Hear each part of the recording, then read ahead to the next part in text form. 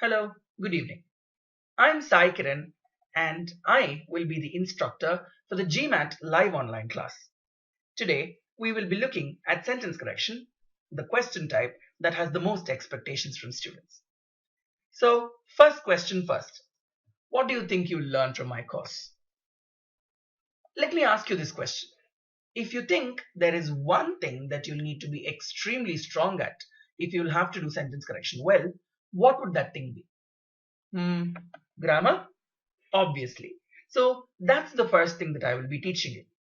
So if you look at the course is structured like a pyramid. And the first thing that I will be teaching you is grammar. Now, will I be teaching you all the grammatical rules that exist in English? Not really. But one thing that you can trust me with is that I will be teaching you those grammatical concepts that are required to solve at least 95% of sentence correction questions on the test.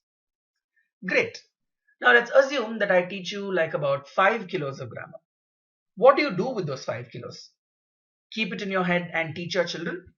Not that, right? What would you do? You would obviously want to apply all these grammatical rules onto questions. So that's the second thing that I will be teaching you. I will also be discussing some techniques that will help you apply all of these rules onto real-time GMAT questions. Great. Now that you know this much of grammar, now that you know how to apply this grammar onto questions, what would the obvious next step be?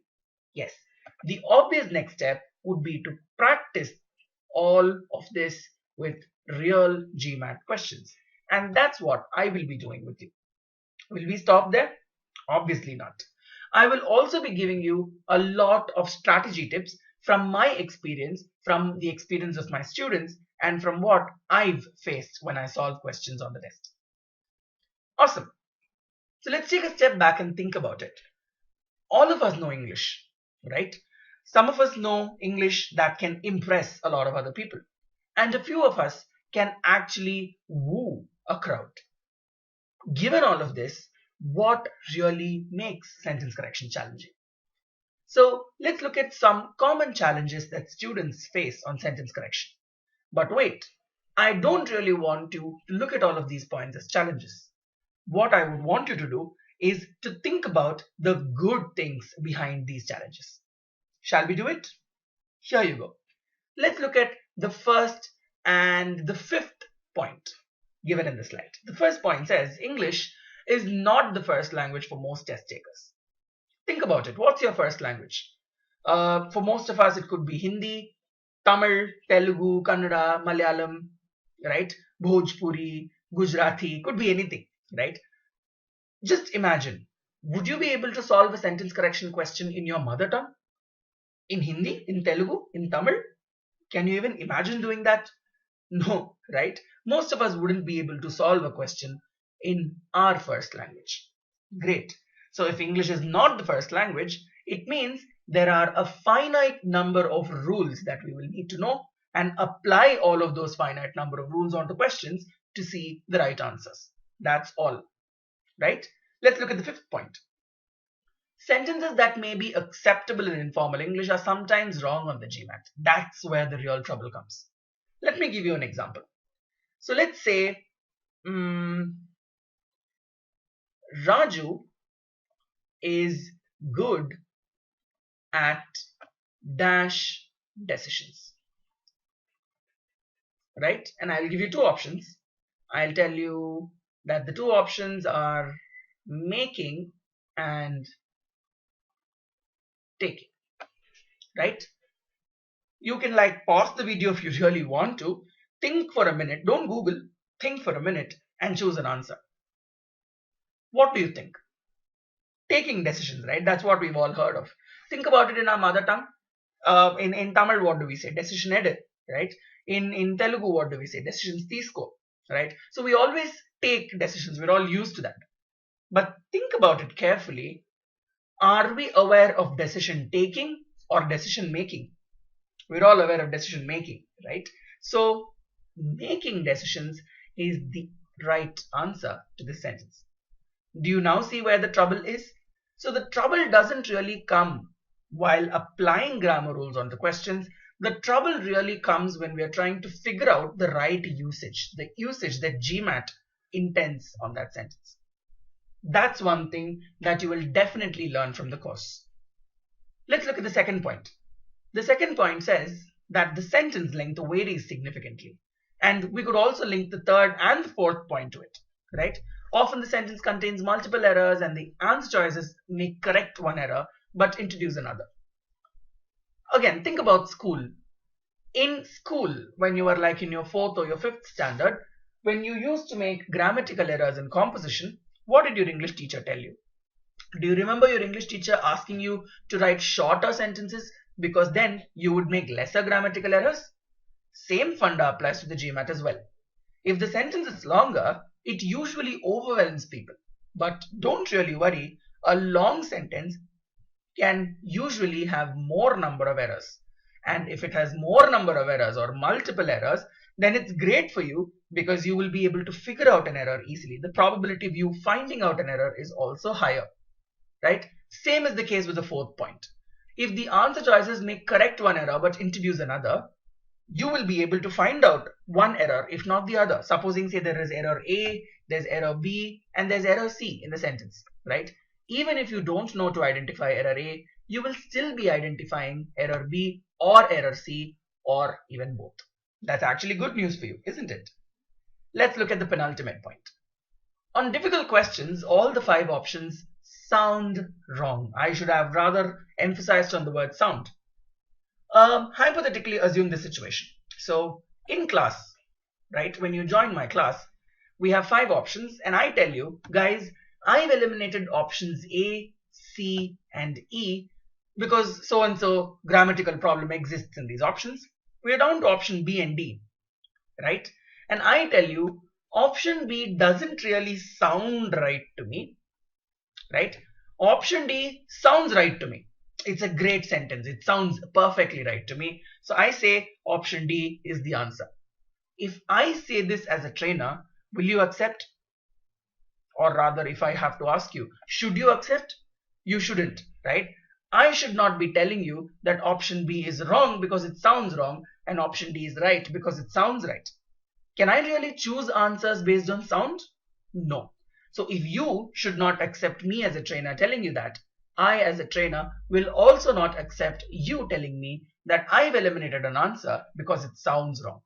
Never ever eliminate answers on the GMAT because they sound wrong, right? And look at the last point.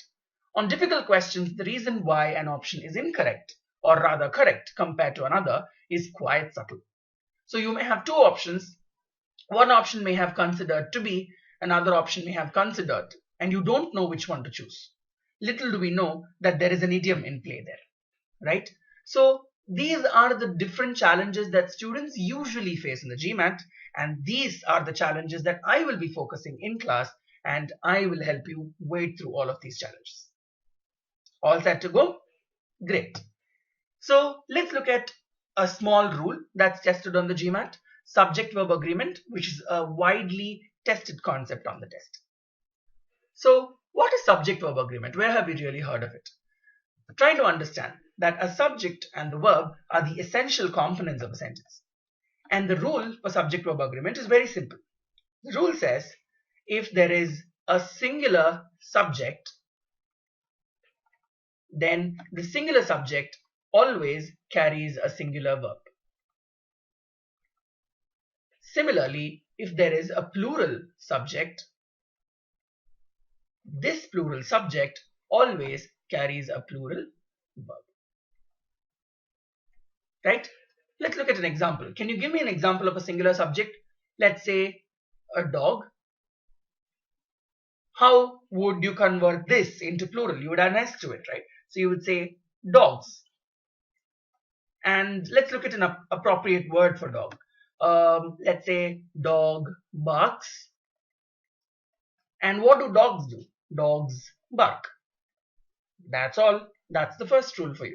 So if you have to represent this mathematically, you would say there is a subject. If there is a subject, usually the verb comes with an S, right? And if there is a subject with an S, usually the verb comes without an S. Remember that this way that the S can either be married to the verb or it can be married to the subject. It cannot practice bigammy. Right? Let's look at examples. The first example says the girls has finished eating their food. What's the subject here? The subject here is the girls, and this is plural. But if you look at the corresponding verb, the verb is has and this is singular. You would say he has, you wouldn't say they has, right? So is this sentence right or wrong? Obviously, the sentence is wrong. The right form of the sentence would be to change the verb or to change the subject. So the right form would be the girls have finished eating their food because we want a plural verb. Let's look at another example. The shopkeeper have sold all the stocks. What is the subject here? The subject here is the shopkeeper, right? And what is the corresponding verb? The corresponding verb here is have. Is have singular or plural? Ask yourself. Would you say he have or they have? You would say they have, right? So have is plural. Can it come along with the shopkeeper? No. So this sentence is considered wrong, and the right sentence would be the shopkeeper has sold all the stocks.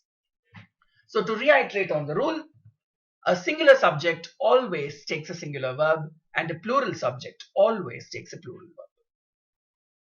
Let's solve a question based on this. You can probably pause the video now, take about a minute and a half to solve this question, and then restart the video to look at the explanation. You can pause the video now. Let's look at the sentence. The sentence says, unlike most other mergers in the utility industry, which have been driven by the need to save money and extend companies' service areas, the merger of the nation's LPG and petroleum company is intended to create a huge marketing network for the utilities in question, with states opening their utility markets to competition. Oh ho ho, overwhelming sentence, isn't it? An extremely long sentence. But focus. We will need to look at either the subject or the verb here because we are dealing with subject-verb agreement, right? So let's look at the underlined verb. The underlined verb is this, is intended. Ask yourself, what is intended to create a huge marketing network? The merger is intended to create a huge marketing network, isn't it? The merger is singular and is also singular, right?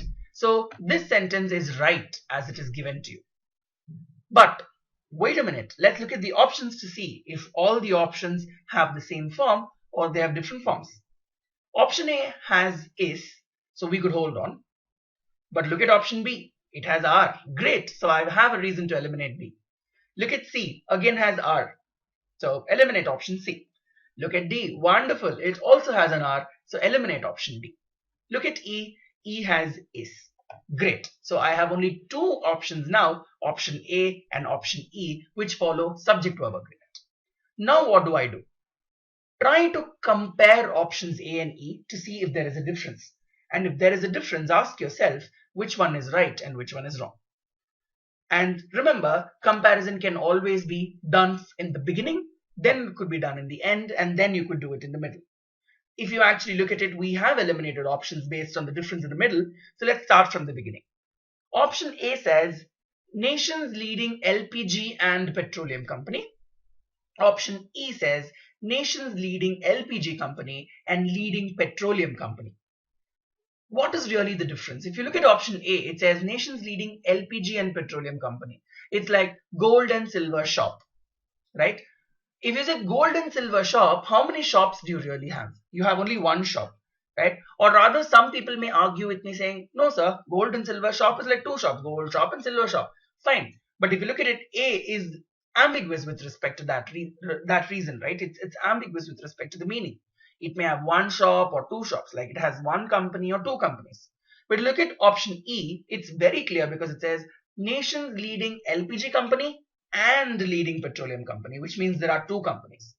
Now the question, do you need one company or two companies? Think about it. You would need two companies here because we are talking about the merger, isn't it? Therefore, option A can be eliminated because of two reasons. One, it gives you the wrong meaning, or number two, it gives you an ambiguous meaning. E, therefore, is the right answer. It was easy, wasn't it? So to look at more of these questions, you will probably have to attend the weekend's class. I will see you in the weekend. Thank you. Bye-bye.